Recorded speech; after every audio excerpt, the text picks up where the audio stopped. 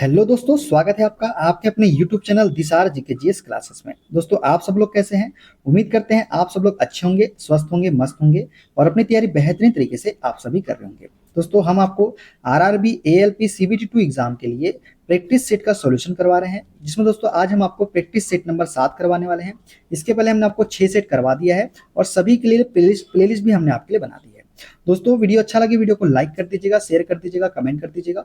Channel पे नए हैं चैनल को सब्सक्राइब करके बेल आइकन को प्रेस कर लीजिएगा। और दोस्तों, हमसे जुड़ने के लिए, क्लास के अपडेट के लिए आप हमारा टेलीग्राम चैनल ज्वाइन कर सकते हैं। टेलीग्राम चैनल का लिंक मैंने डिस्क्रिप्शन बॉक्स में आपको दे दिया है। चलिए दोस्तों, देर न करते हुए स्टार्ट करते हैं आज का अपना सेशन और देखते हैं प्रैक्टिस सेट नंबर 7। पहला क्वेश्चन दोस्तों, 50 किलोग्राम के भार का एक लड़का 40 सीढ़ियां 10 सेकंड में चढ़ता है। यदि प्रत्येक सीढ़ी की ऊंचाई 15 सेंटीमीटर है तो उसकी शक्ति ज्ञात कीजिए। मतलब हमको पावर हमको बताना है और जी का मान क्या लेना है हमको, 10 मीटर प्रति सेकंड स्क्वायर। हमको दिया क्या है दोस्तों और पूछा क्या है, सबसे पहले तो हमको ये देखना है। हमको दिया गया है द्रव्यमान एम कितना दिया गया है, एम हमको दिया गया है 50 किलोग्राम।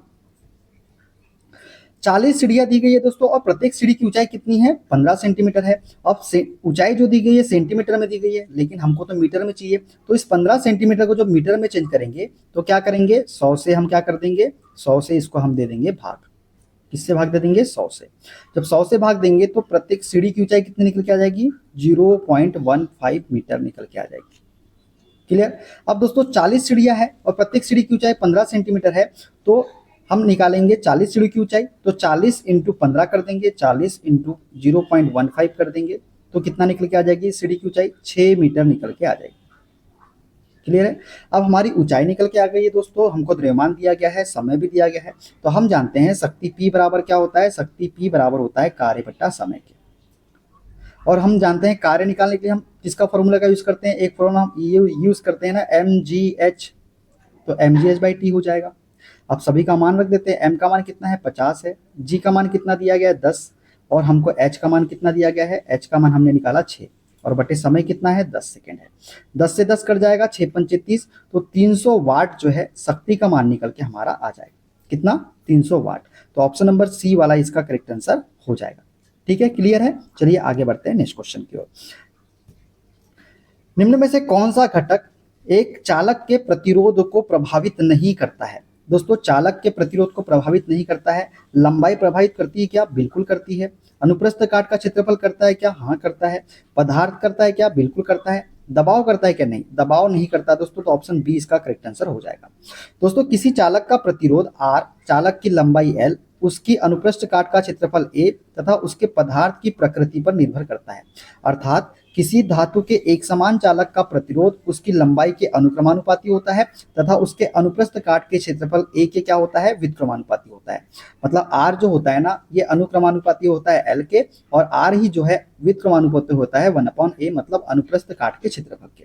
ठीक है, ये हमको पता है। R बराबर क्या होता है, रो L अपॉन A, जहां रो क्या है, रो एक नियतांक है जिसे हम क्या बोलते हैं, जिसे हम विशिष्ट प्रतिरोध बोलते हैं। तो ये सब चीजें क्लियर हो गई। चलिए आगे बढ़ते हैं नेक्स्ट क्वेश्चन की ओर। डॉट बेट डैश के लिए फाइल एक्सटेंशन होता है। दोस्तों, डॉट बेट जो है ना, ये होता है बैच फाइलों के लिए। बैच फाइलों के लिए हम डॉट बेट एक्सटेंशन का प्रयोग करते हैं। तो ऑप्शन नंबर बी इसका करेक्ट आंसर हो जाएगा। दोस्तों, डॉट बेट का प्रयोग डॉस तथा विंडोज बैच फाइलों में फाइल एक्सटेंशन के लिए प्रयुक्त होता है। फाइल के अनेक प्रकार में डॉट बेट अधिक सुरक्षित प्रबंधन है। जो डॉट बेट होता है ना, ये अधिक सुरक्षित प्रबंधन होता है। ठीक है, देखते हैं अगला क्वेश्चन। पक्षियों की इनमें से कौन सी प्रजाति गंभीर रूप से लुप्त प्राय है। तो दोस्तों, पक्षियों की वह प्रजाति जो गंभीर रूप से लुप्त प्राय है वो है हमारा great Indian bustard. Great Indian bustard जो है ये पक्षियों की एक प्रजाति है जो गंभीर रूप से क्या है, लुप्त प्राय है। दोस्तों, ग्रेट इंडियन बस्टर्ड की बात करें तो ग्रेट इंडियन बस्टर्ड को सोन चिरैया के नाम से भी जाना जाता है। किसके नाम से, सोन चिरैया के नाम से। यह राजस्थान राज्य का राज्य पक्षी है तथा यह भारत का सबसे गंभीर रूप से लुप्त प्राय पक्षी माना जाता है। यह इस घास के मैदान की प्रमुख पक्षी प्रजाति मानी जाती है और चरागाह परिस्थितियों का प्रतिनिधित्व करती है। ठीक है, देखते हैं अगली स्लाइड में और क्या दिया है। दोस्तों, इसकी अधिकतम आबादी राजस्थान और गुजरात तक सीमित है। ठीक है, इनकी विलुप्ति के प्रमुख कारण क्या है दोस्तों, तो आवास का नुकसान, विद्युत लाइनों से टकराव, शिकार अभी भी पाकिस्तान में प्रचलित है, शिकार अभी भी इसका किया जाता है, तथा व्यापक कृषि विस्तार, ये जो है इनकी विलुप्ति के क्या है, प्रमुख कारण है। ठीक है ना, देखते हैं अगला क्वेश्चन। आवर्धन की इकाई क्या होती है? दोस्तों आवर्धन की जो है ना कोई भी इकाई नहीं होती है। मैग्निफिकेशन की बात करें तो मैग्निफिकेशन की कोई इकाई नहीं होती, क्योंकि आवर्धन दो समान मात्राओं का क्या होता है, अनुपात होता है। क्योंकि जो अनुपात होता है इसका समान मात्रा में होता है, इसलिए आवर्धन की कोई भी इकाई नहीं होती है। ठीक है, देखते हैं अगला क्वेश्चन। मीटर प्रति सेकंड स्क्वायर निम्न में से किसकी एसआई इकाई है? दोस्तों मीटर प्रति सेकंड स्क्वायर जो है ना ये त्वरण की एसआई इकाई है। किसकी? त्वरण की। दोस्तों किसी वस्तु के वेग परिवर्तन की दर को ही हम क्या बोलते हैं? त्वरण बोलते हैं, एक्सीलरेशन कहते हैं। इसकी एसआई इकाई जो होती है मीटर प्रति सेकंड स्क्वायर होती है, और यह एक कैसी राशि है? तो यह एक सदिश राशि है। कौन? त्वरण। ठीक है, देखते हैं अगला क्वेश्चन। संदर्भ प्रक्षेप क्षैतिज से कितने अंश डिग्री कोण पर बनाया जाता है? दोस्तों जो संदर्भ प्रक्षेप है ये कितने क्षैतिज से कितने अंश डिग्री कोण पर बनाया जाता है? तो ये बनाया जाता है 45 डिग्री के कोण पर। जो संदर्भ प्रक्षेप होता है ये क्षैतिज से 45 डिग्री के अंश पर बनाया जाता है। दोस्तों संदर्भ प्रक्षेप में दर्शक प्रक्षेप तल तथा वस्तु से एक निश्चित दूरी पर होता है। संदर्भ प्रक्षेप में क्या होता है? जो दर्शक होता है वो प्रक्षेप तल तथा वस्तु से एक निश्चित दूरी पर होता है, तथा इस प्रक्षेप में प्रक्षेपी किरणें आपस में एक दूसरे के असमांतर होती है तथा दृष्टि बिंदु पर मिलती है। संदर्भ प्रक्षेप क्षैतिज से 45 डिग्री कोण पर बनाया जाता है। ठीक है ना, देखते हैं अगला क्वेश्चन।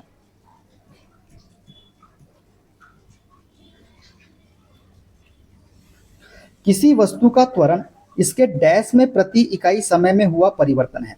दोस्तों किसी वस्तु का त्वरण जो है इसके वेग में प्रति इकाई समय में हुआ परिवर्तन है। क्या है? वेग में प्रति इकाई समय में हुआ परिवर्तन। वेग में परिवर्तन को ही तो हम क्या बोलते हैं? त्वरण बोलते हैं। दोस्तों किसी वस्तु के स्थिति के बदलने की दर को वेग कहते हैं।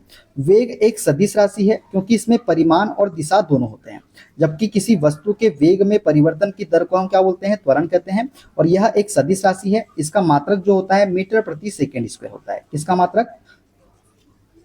त्वरण का मात्रक। ठीक है, देखते हैं अगला क्वेश्चन।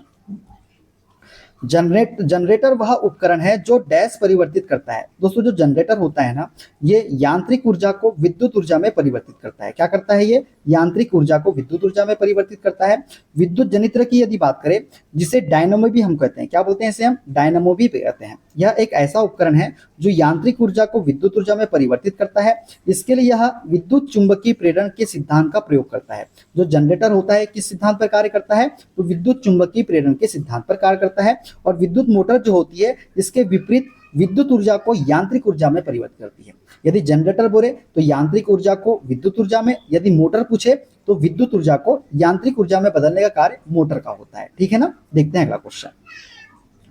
डैश के मापन के लिए केवल आकृति की चक्रिता निर्धारित की जाती है। तो किसके मापन के लिए केवल आकृति की चक्रिता निर्धारित की जाती है?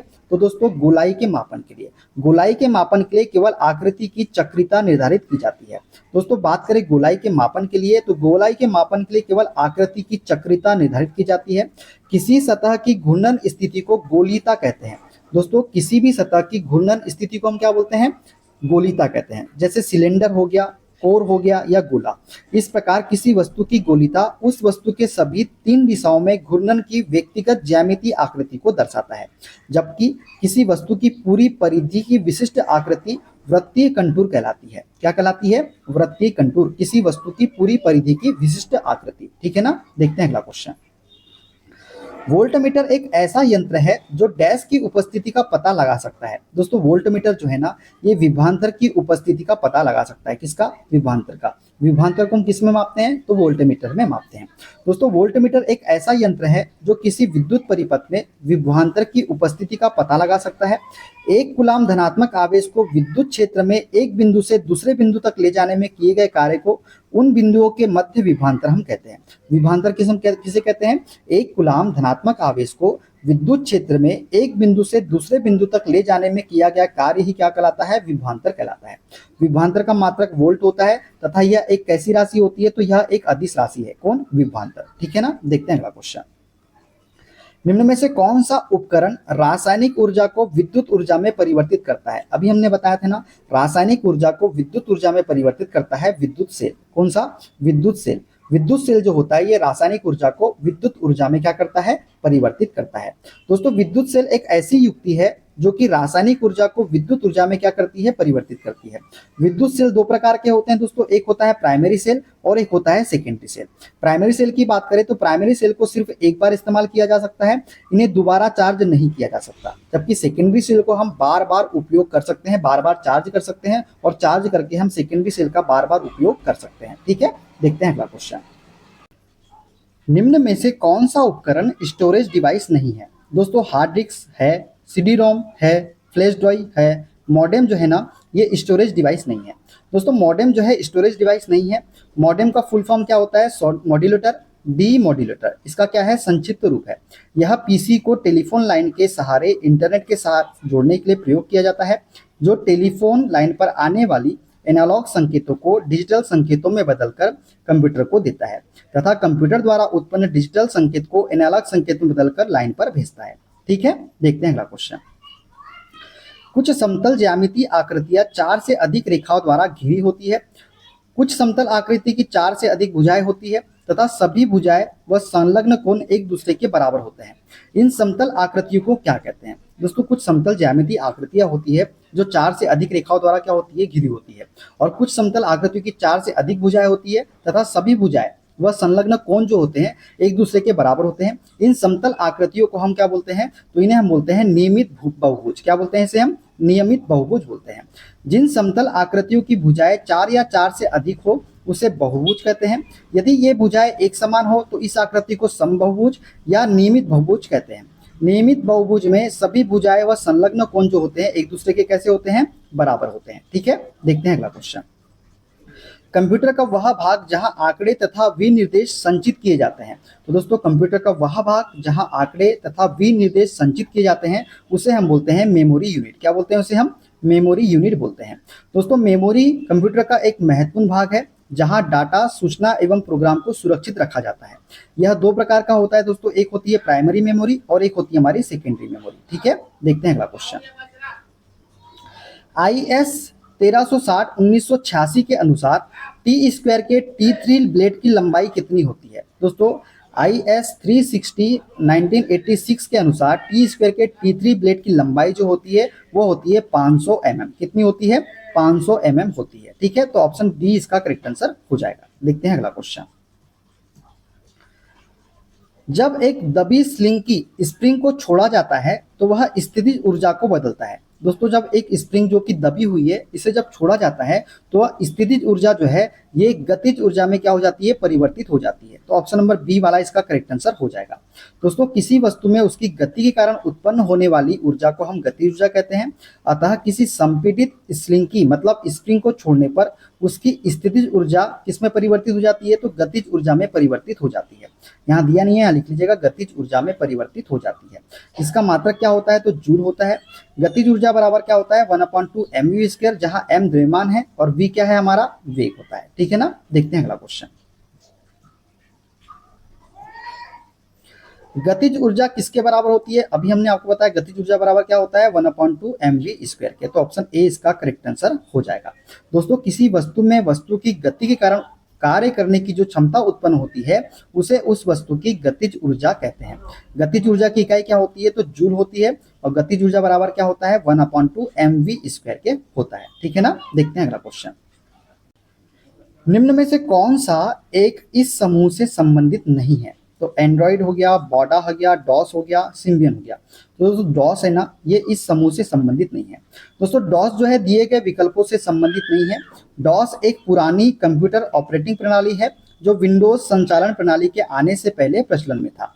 बाद में इसको माइक्रोसॉफ्ट ने खरीद लिया था और इसका नामकरण क्या किया था? MS डॉस कर दिया था। एंड्रॉइड की बात करें तो यह एक मोबाइल ऑपरेटिंग सॉफ्टवेयर है और सिम्बियन की बात करें तो ये भी मोबाइल ऑपरेटिंग क्या है? सिस्टम है। ठीक है, तो राइट आंसर हो जाएगा ऑप्शन नंबर सी वाला। देखते हैं अगला क्वेश्चन। एक वस्तु के सममिति दृश्य में कुछ ऊर्ध्वाधर और क्षैतिज सतह है। इस वस्तु में कितनी क्षैतिज सतह है ये बताना है। दोस्तों इस वस्तु में जो है कितनी 6 क्षैतिज सतह है। कैसे? देखिए एक क्षैतिज सतह ये हो गई, एक क्षैतिज सतह ये हो गई। दूसरी क्षैतिज सतह की बात करें दोस्तों तो दूसरी क्षैतिज सतह ये हो गई, तीसरी ये हो गई, चौथी, और इसी के नीचे होगी दोस्तों, इसके नीचे एक और क्षैतिज सतह है ये वाली चौथी, और इसके नीचे भी एक सतह है ये वाली पांचवी। छठवीं क्वेश्चन। तो 1 2 3 4 5 6, तो 6 क्षैतिज सतह है दोस्तों इसमें। ऑप्शन नंबर सी वाला, बी वाला इसका करेक्ट आंसर हो जाएगा। ठीक है, देखते हैं अगला क्वेश्चन। ड्राइंग स्केच का फॉर्म किसी को भी लगभग व्यू के मानक प्रकार बता सकता है। दिखाए गए चित्र से व्यू का नाम बताइए। दोस्तों ड्राइंग स्केच का फॉर्म जो है किसी को भी लगभग व्यू के मानक प्रकार बता सकता है। जो ये चित्र दिया गया है इसमें जो व्यू दिया गया है वो है हमारा आइसोमेट्रिक व्यू। इसे हम क्या बोलते हैं? आइसोमेट्रिक व्यू बोलते हैं। ठीक है, देखते हैं अगला क्वेश्चन। यूनिक्स ऑपरेटिंग सिस्टम किसका ट्रेडमार्क है? दोस्तों यूनिक्स ऑपरेटिंग सिस्टम जो है ये बेल लैबोरेटरीज का क्या है? ट्रेडमार्क है। किसका? बेल लैबोरेटरीज का यूनिक्स ऑपरेटिंग सिस्टम। दोस्तों यूनिक्स ऑपरेटिंग सिस्टम एक कंप्यूटर परिचालन तंत्र है। यह मूल रूप से 1969 में बेल प्रयोगशाला में विकसित किया गया था। इसके विकास में NT&T के कर्मचारी केन थॉमसन, डेनिस रिची, ब्रियन तथा ओसाना आदि शामिल थे। इसके विकास में, इस यूनिक्स ऑपरेटिंग सिस्टम के विकास में। ठीक है, देखते हैं अगला क्वेश्चन। यदि कोई रेखा HP से झुकी हुई मतलब हॉरिजॉन्टल प्लेन से झुकी हुई है और वर्टिकल प्लेन के समांतर है तो इसका शीर्ष दृश्य XY रेखा के होगा। दोस्तों यदि कोई रेखा हॉरिजॉन्टल प्लेन से झुकी हुई है और वर्टिकल प्लेन के समांतर है तो इसका शीर्ष दृश्य जो होगा ना वो क्या होगा? XY रेखा के समानांतर होगा। क्या होगा? समानांतर होगा। मतलब टॉप व्यू जो होगा वो क्या होगा? समानांतर होगा। यदि कोई रेखा हॉरिजॉन्टल प्लेन से झुकी हुई एवं वर्टिकल प्लेन के समांतर होती है तो इसके शीर्ष दृश्य में एक सीधी रेखा जो अपने वास्तविक लंबाई से कुछ छोटी लंबाई की प्राप्त होती है। दोस्तों इसके शीर्ष दृश्य में क्या प्राप्त होती है?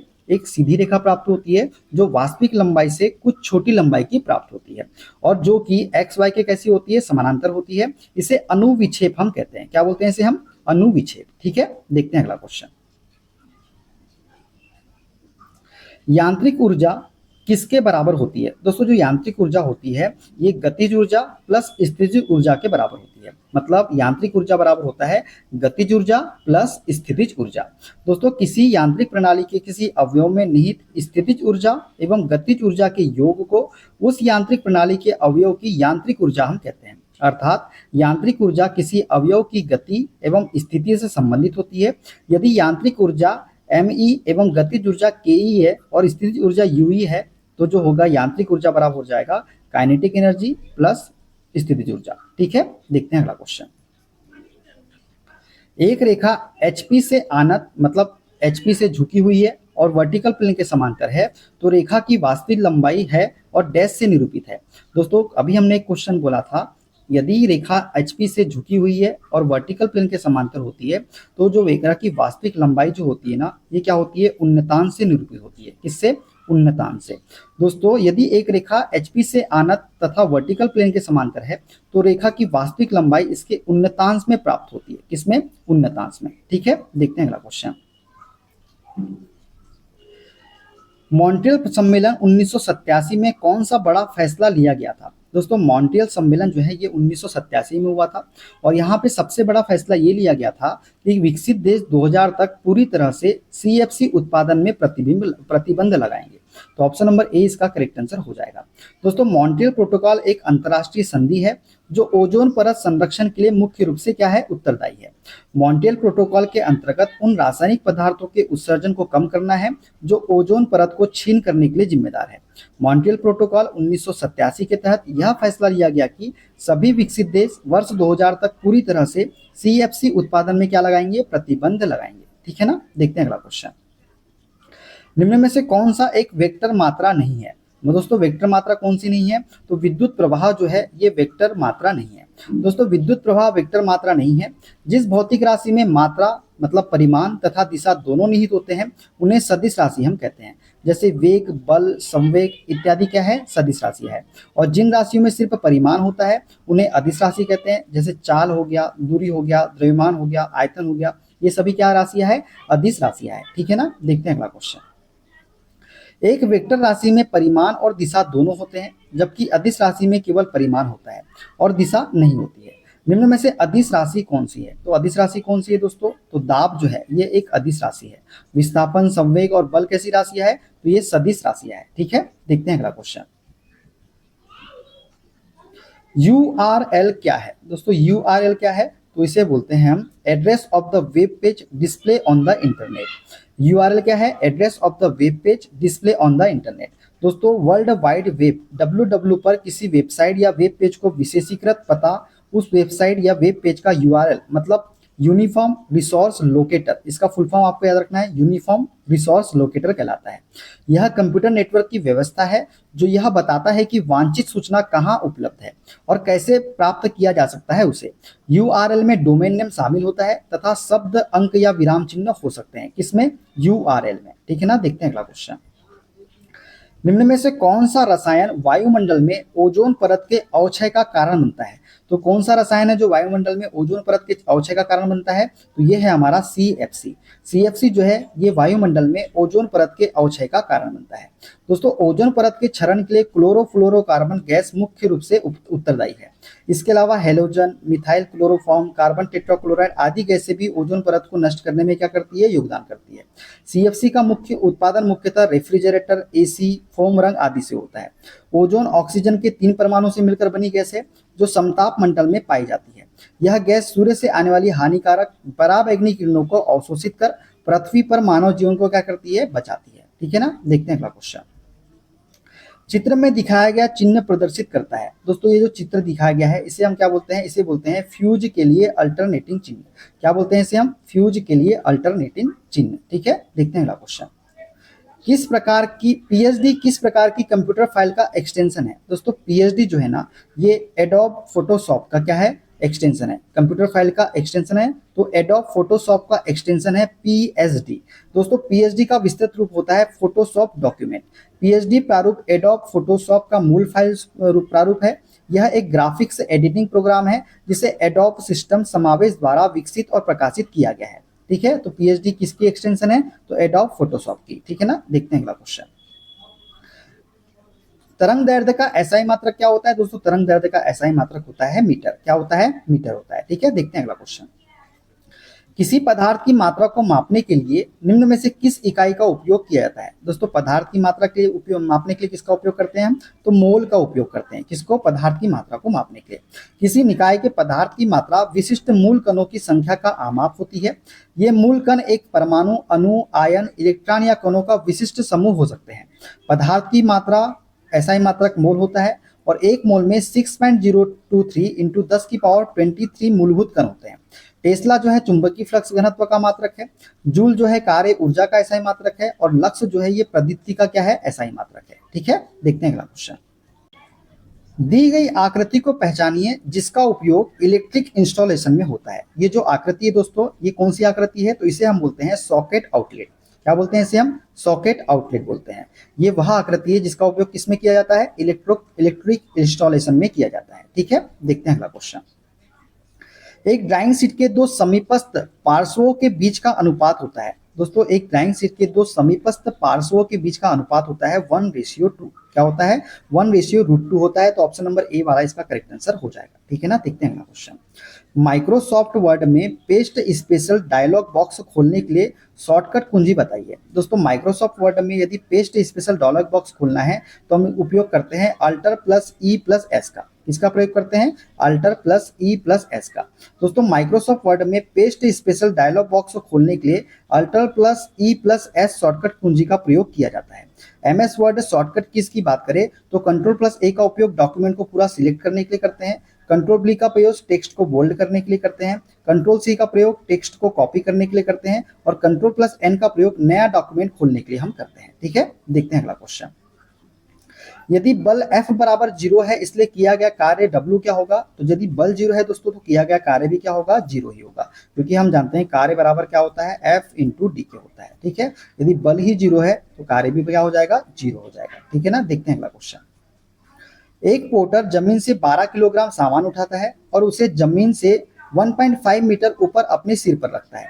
सामान पर उसके द्वारा किए गए कार्य की गणना करें। दोस्तों कार्य बराबर क्या होता है, कार्य बराबर होता है mgh के। m का मान कितना है दोस्तों, 12 दिया गया है। g का मान कितना दिया है, 10 और h का मान कितना है 1.5। तो मैं इसे 15/10 लिख लेता हूँ। 10 से 10 कट जाएगा, 15 का मल्टीप्लाई 12 में करेंगे तो 180 जूल जो है इसका राइट आंसर निकल के आ जाएगा। कितना, 180 जूल। ठीक है, देखते हैं अगला क्वेश्चन। A0 आकार के ड्राइंग शीट का क्षेत्रफल डैश के निकट है। दोस्तों A0 आकार के ड्राइंग शीट का क्षेत्रफल होता है 1 मीटर स्क्वायर। कितना होता है, 1 मीटर स्क्वायर होता है। ठीक है, देखते हैं अगला क्वेश्चन। निम्न में से कौन सी संयुक्त वन प्रबंधन की विशेषता नहीं है? दोस्तों JFM संयुक्त वन प्रबंधन की विशेषता नहीं है, यह केंद्र सरकार की पहल है, यही विशेषता नहीं है। इसे 1988 में शुरू किया गया था, ठीक है। इसमें स्थानीय समुदाय शामिल होते हैं, ये भी सत्य है। और यह कार्यक्रम निम्नीकृत वनों के प्रबंधन और बहाली के लिए है, तो ये भी सत्य है। तो सत्य नहीं है वो है ऑप्शन नंबर बी वाला, यह केंद्र सरकार की पहल है। दोस्तों संयुक्त वन प्रबंधन JFM राज्यों के वन विभाग व स्थानीय समुदाय के मध्य वनों के प्रबंधन के लिए साझेदारी है। इसे राष्ट्रीय वन नीति 1988 के तहत शुरू किया गया था। हालांकि इसे केंद्र सरकार द्वारा परिकल्पित किया गया, परंतु राज्य द्वारा ही इसका क्रियान्वयन व नियंत्रण किया जाता है, ठीक है। अर्थात संयुक्त वन प्रबंधन JFM जो है ये केंद्र सरकार की पहल नहीं है, ठीक है ना। देखते हैं अगला क्वेश्चन। एक बस 4000 न्यूटन के स्थिर बल से चलती है। बस द्वारा किया गया कार्य 2000 जूल है। बस द्वारा तय की गई दूरी हमको बताना है। दोस्तों हमको दिया क्या गया है, पूछा क्या है, सबसे पहले तो ये देखना है। हमको दिया गया है बल, मतलब F का मान कितना दिया गया है, ये दिया गया है 4000 न्यूटन। कितना दिया गया है, 4000 न्यूटन, ठीक है। उसी प्रकार कार्य W कितना दिया गया है, ये दिया गया है 2000 जूल दिया गया है। कितना दिया गया है, जूल। और हम जानते हैं कार्य बराबर क्या होता है, कार्य बराबर होता है बल गुना विस्थापन। बल गुना विस्थापन क्या होता है, बल तो 4000 दिया गया है, विस्थापन मतलब दूरी ही हमको निकालना है, और कार्य कितना दिया है, 2000 जूल दिया गया है, ठीक है।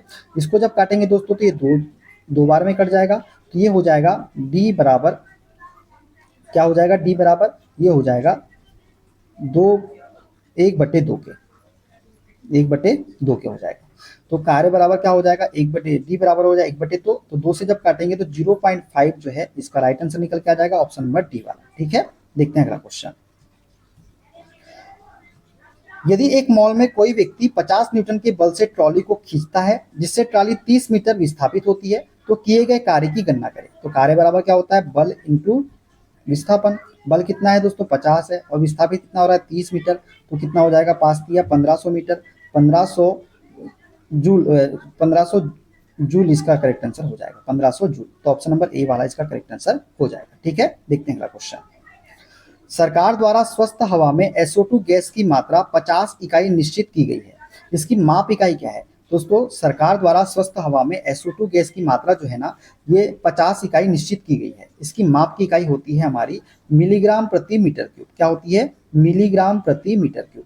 दोस्तों सरकार द्वारा स्वस्थ हवा में SO2 गैस की मात्रा 50 इकाई निश्चित की गई है। इसकी माप की इकाई मिलीग्राम प्रति घन मीटर, मतलब मिलीग्राम प्रति मीटर क्यूब होती है, ठीक है ना। देखते हैं अगला क्वेश्चन। निम्न में से कौन से पहले पोषी स्तर पर होते हैं, तो पहले पोषी स्तर पर होते हैं हमारे उत्पादक। उत्पादक जो होते हैं ये पहले पोषी स्तर पर होते हैं।